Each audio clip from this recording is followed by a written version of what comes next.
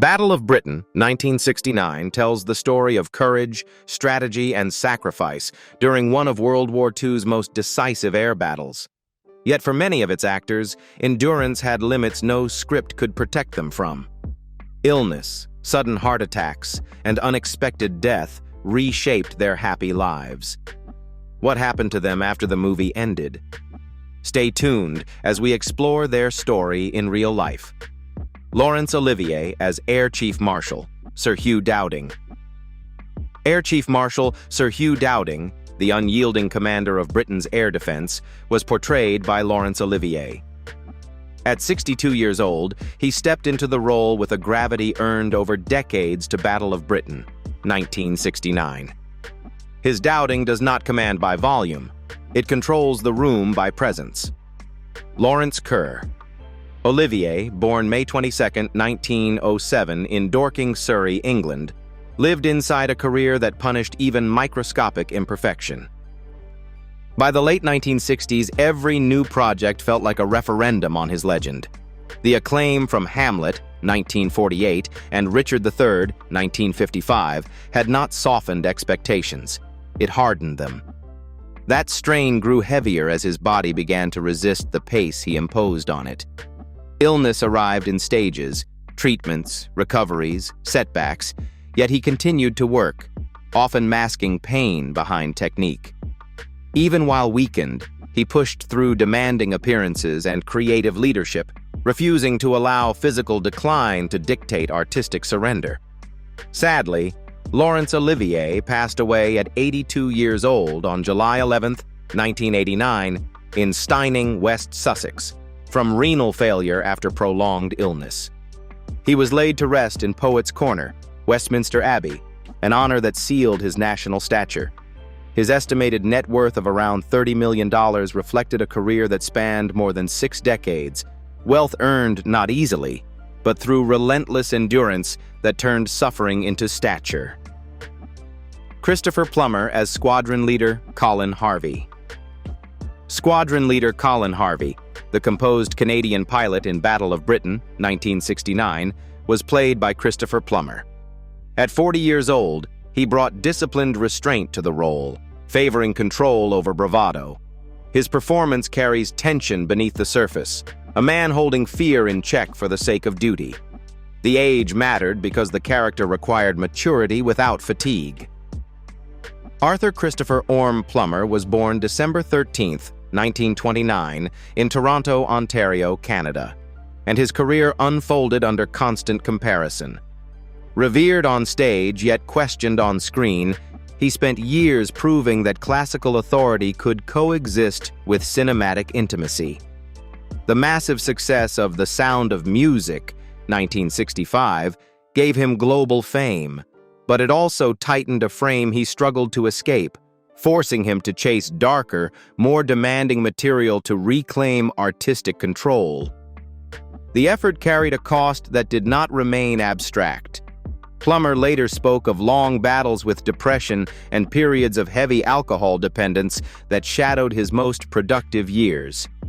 Even while delivering acclaimed work in films like The Insider, 1999, and A Beautiful Mind, 2001, the internal fight never fully loosened its grip. With age came a sharp recalibration rather than retreat. Plummer leaned into roles that confronted mortality and complexity head-on, transforming late opportunities into defining statements. Performances in Beginners, 2010, All the Money in the World, 2017, and Knives Out, 2019, revealed an actor refining, not repeating himself.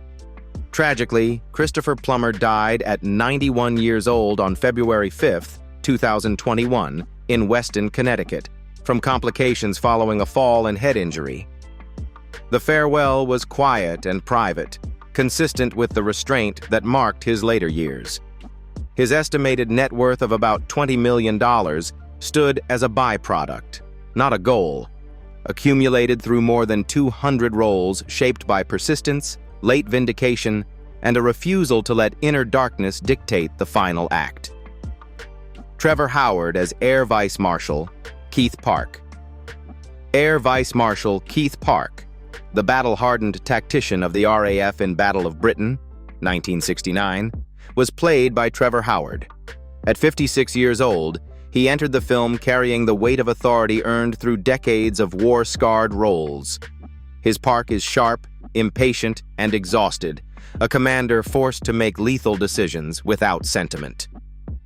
Trevor Wallace Howard Smith was born on September 29, 1913, in Cliftonville, Kent, England, and his career was defined as much by tension as by acclaim.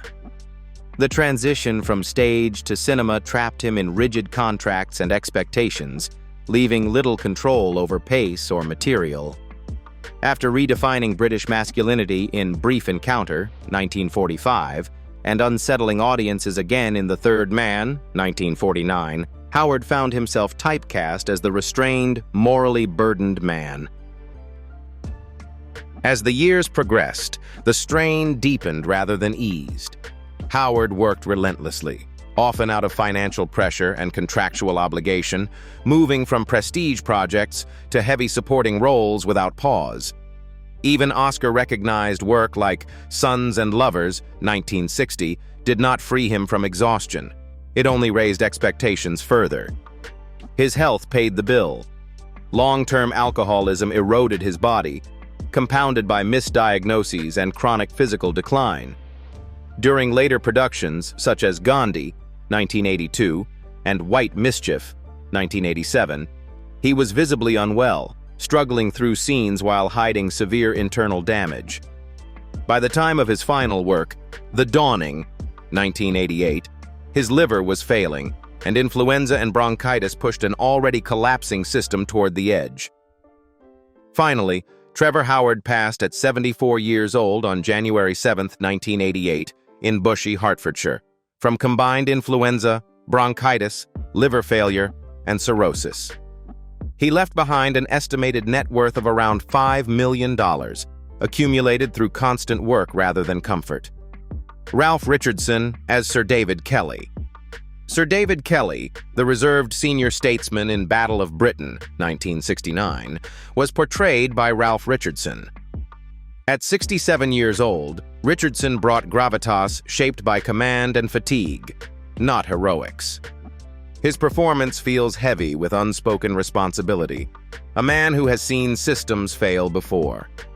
Ralph David Richardson was born on December 19, 1902 in London, England, and his professional life was dominated by pressure at the very top. As a leading figure of the Old Vic, he carried administrative and artistic responsibility simultaneously, a dual burden that led to severe exhaustion. Even while delivering acclaimed performances in The Fallen Idol, 1948, and earning an Oscar nomination for The Heiress, 1949, Richardson was stretched thin, expected to lead, perform, and symbolize British theater all at once. The weight never lifted. Unlike peers who slowed down, Richardson continued accepting demanding roles well into later life, often playing authority figures who mirrored his own burden.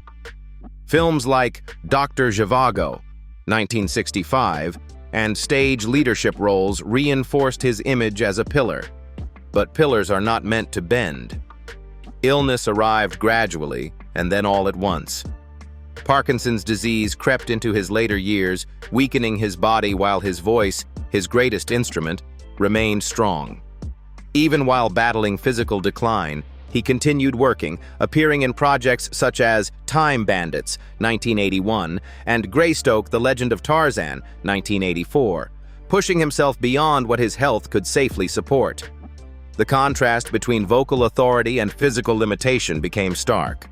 Sadly, Ralph Richardson passed away at 80 years old on October 10, 1983 in London, from a stroke after years of Parkinson's disease. He was interred at Highgate Cemetery. His estimated net worth of about $10 million reflected a lifetime of sustained excellence earned through responsibility, endurance, and the slow erosion of strength behind a dignified exterior. Michael Redgrave as Air Vice Marshal Evil. Air Vice Marshal Evil, the restrained senior officer navigating pressure behind the scenes in Battle of Britain, 1969, was portrayed by Michael Redgrave. At 61 years old, he brought to the role a quiet gravity shaped by decades of command roles. His evil speaks less than he listens, a man weighed down by responsibility rather than glory. Michael Scudamore Redgrave was born on March 20th, 1908, in Bristol, England, and his professional life was a constant balancing act between theater and cinema. Revered for intellectual depth, he often found film schedules colliding with stage commitments, creating relentless pressure to excel in two demanding worlds at once. Even after international recognition from The Lady Vanishes, 1938, and critical acclaim in the Browning version, 1951, Redgrave carried the anxiety of never fully belonging to one medium without betraying the other. As expectations mounted, so did exhaustion. The industry leaned heavily on his reliability, offering complex, emotionally taxing roles that required precision under time pressure. Performances in Morning Becomes Electra, 1947, and Time Without Pity, 1957, earned awards and nominations, but they also deepened a sense of personal depletion. He was praised for control, yet that same control became a cage. The true fracture revealed itself through illness. Parkinson's disease had been advancing silently for years before diagnosis, eroding memory, coordination, and confidence. On-stage lapses were misread as carelessness or decline of discipline. In his final working years, Redgrave shifted toward roles that accommodated limitation rather than denied it. He continued selective stage and recorded performances, including The Rime of the Ancient Mariner, choosing work rooted in voice and stillness. Sadly, Michael Redgrave died at 77 years old on March 21, 1985, in Denham, Buckinghamshire, from complications of Parkinson's disease, his ashes scattered at St. Paul's, Covent Garden. His estimated net worth of about $8 million reflected a lifetime of sustained excellence, earned not through ease but through endurance against gradual loss. Kurt Jurgens as Baron von Richter. Baron von Richter, the imposing German officer in Battle of Britain, 1969, was played by Kurt Jurgens. At 54 years old, he dominated the screen through physical presence alone, projecting menace without exaggeration. His performance relies on stillness, confidence, and a chilling sense of control. Kurd.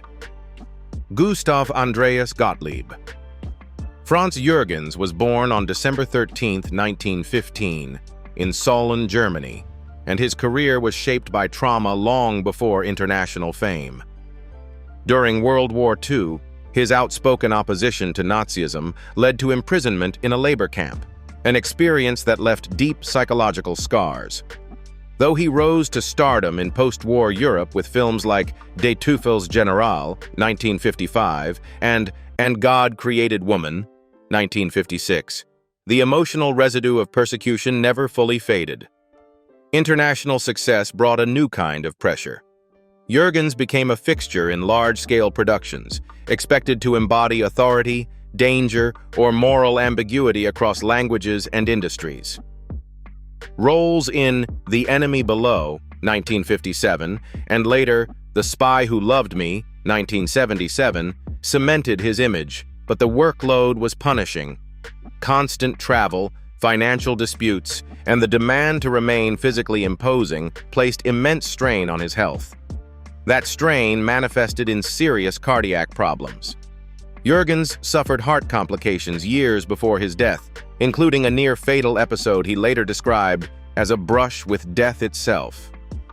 Despite warnings, he continued working, appearing in films and television through visible physical decline. The body that once commanded the screen began to falter. Kurt Jurgens died at 66 years old on June 18, 1982, in Vienna, Austria, from a heart attack after multiple organ failure. He was buried with honors at Vienna Central Cemetery, attended by thousands, with an Austrian Air Force flyover in tribute. His estimated net worth of around $5 million stood as the residue of a vast international career. Kenneth More as Group Captain Baker, the steady RAF officer operating under constant pressure in Battle of Britain, 1969, was played by Kenneth More.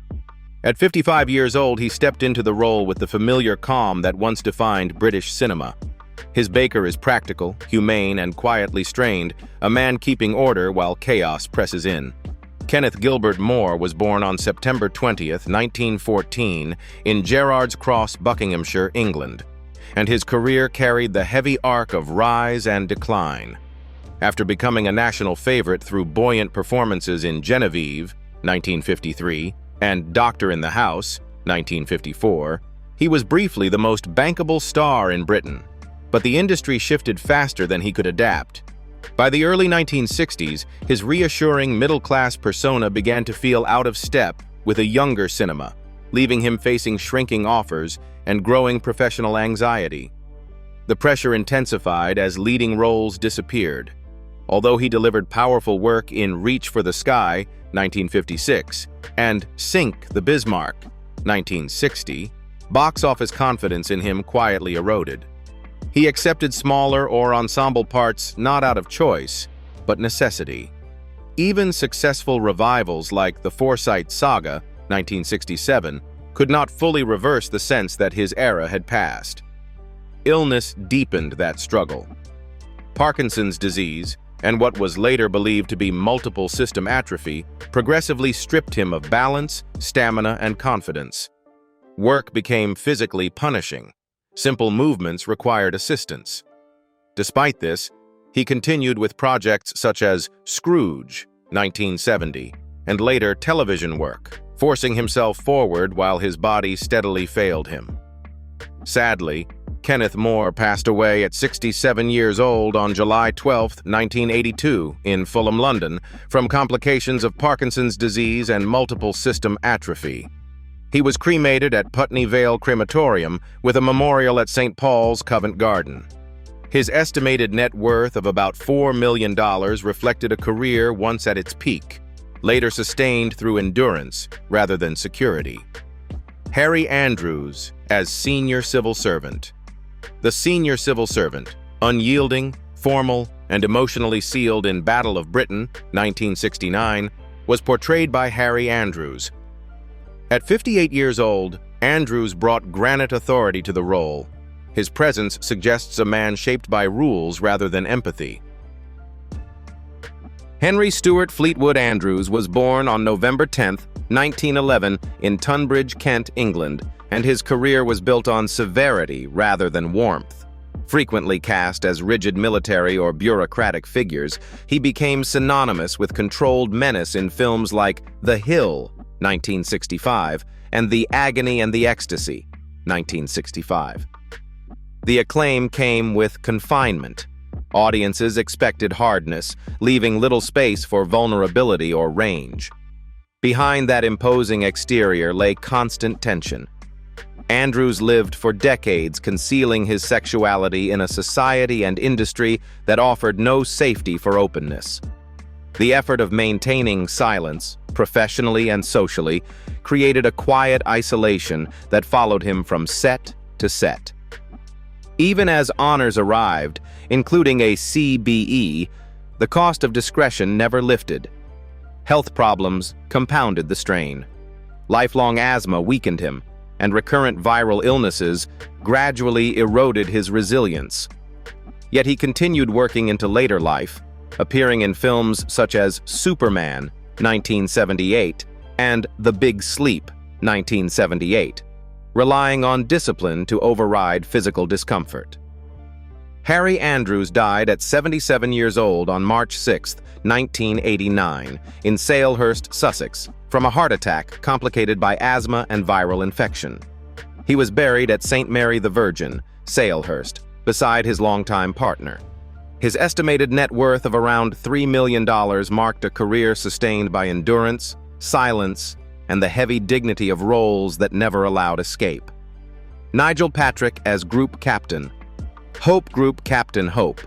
the composed senior officer navigating pressure and uncertainty in Battle of Britain, 1969, was portrayed by Nigel Patrick. At 57 years old, he entered the film carrying decades of authority earned on stage and screen. His calm exterior masked the weight of experience behind the eyes. Nigel Dennis. Patrick Wemyss Gorman was born on May 2, 1912 in London, England, and his career followed a demanding curve from promise to strain. Once a polished leading man of British cinema, he gained lasting recognition through films such as The Sound Barrier, 1952, and later The League of Gentlemen, 1960.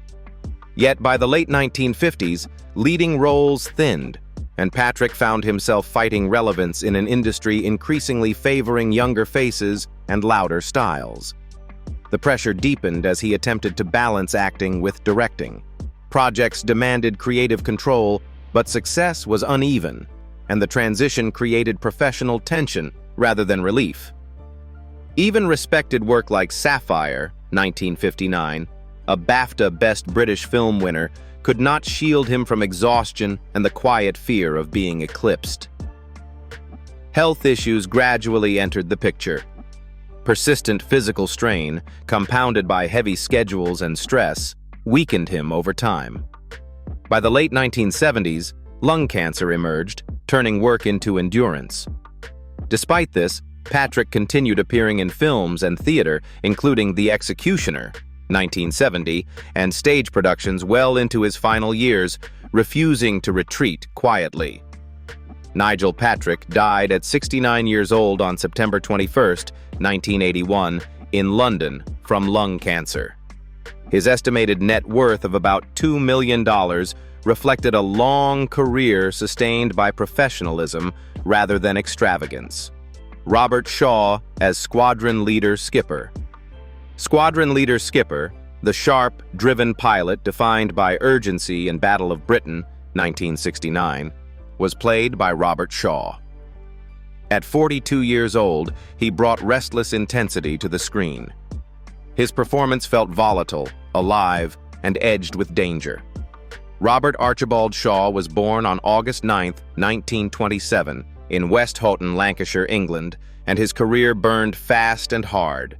Known for ferocious presence, he left deep impressions in From Russia with Love, 1963, and later as Quint in Jaws, 1975. Success came with pressure. Shaw despised complacency and often clashed with producers, studios, and expectations, creating a reputation as brilliant but difficult. That tension was amplified by personal demons. Alcohol shadowed his professional life, fueling volatility on set and complicating collaborations. Even while delivering acclaimed performances in The Sting, 1973, and The Taking of Pelham 123, 1974, his health and stability eroded. In his final years, Shaw pushed relentlessly through major projects, including Black Sunday, 1977, and The Deep, 1977, despite visible exhaustion.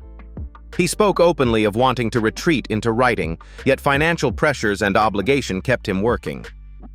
Robert Shaw died suddenly at 51 years old on August 28, 1978, near Tourmakeady, Ireland, from a heart attack. He collapsed while traveling by car and was pronounced dead shortly after. His ashes were scattered near his Irish home.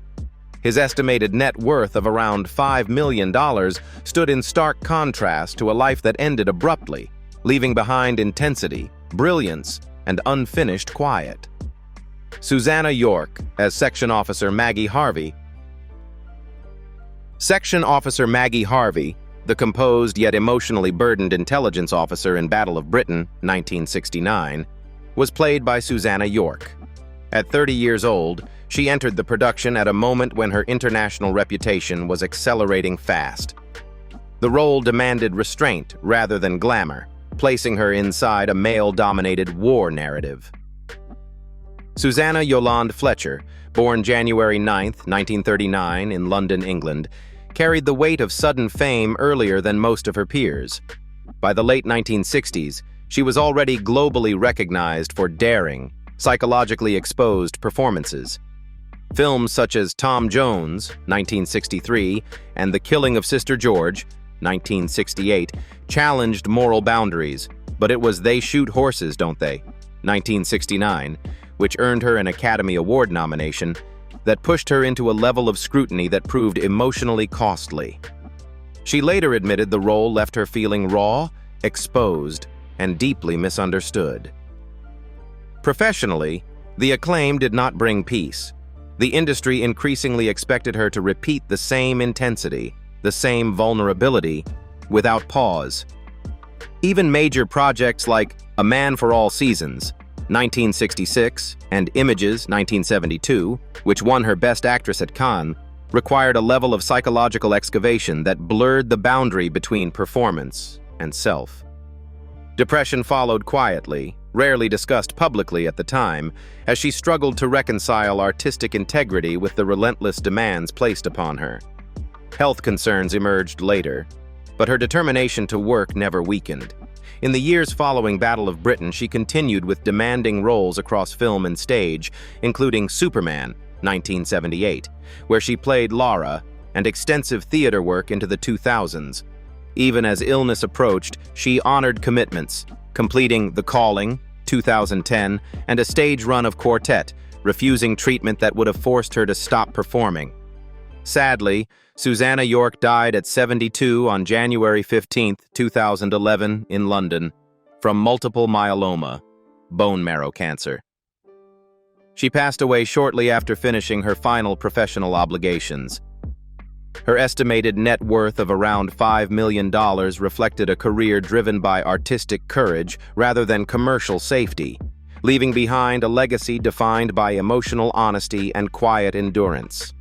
Patrick Wymark as Air Vice Marshal Trafford Lee Mallory.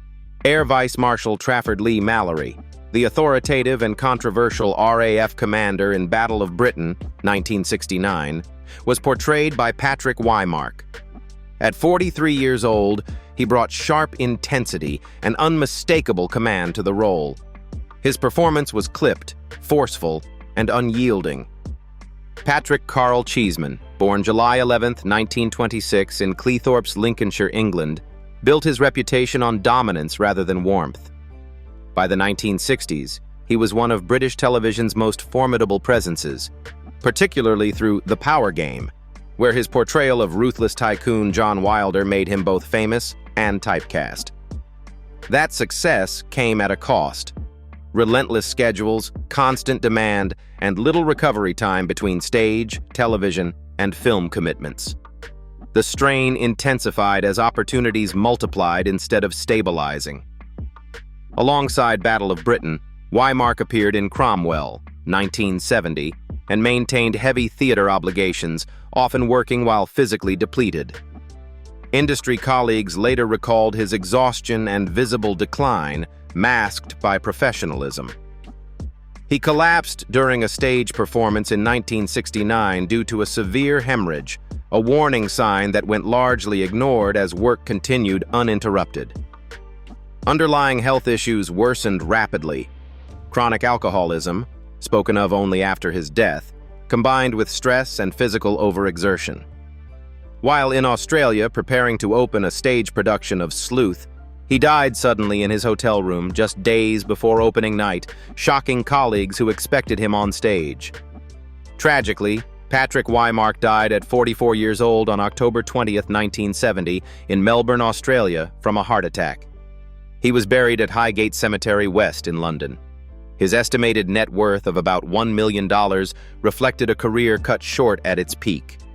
Time has passed, faces have aged, and some voices have gone silent.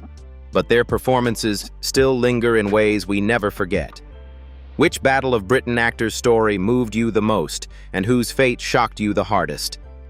If these hidden lives behind the uniforms surprised you, like the video, subscribe to the channel, and turn on notifications, because there are many more untold stories waiting to be revealed.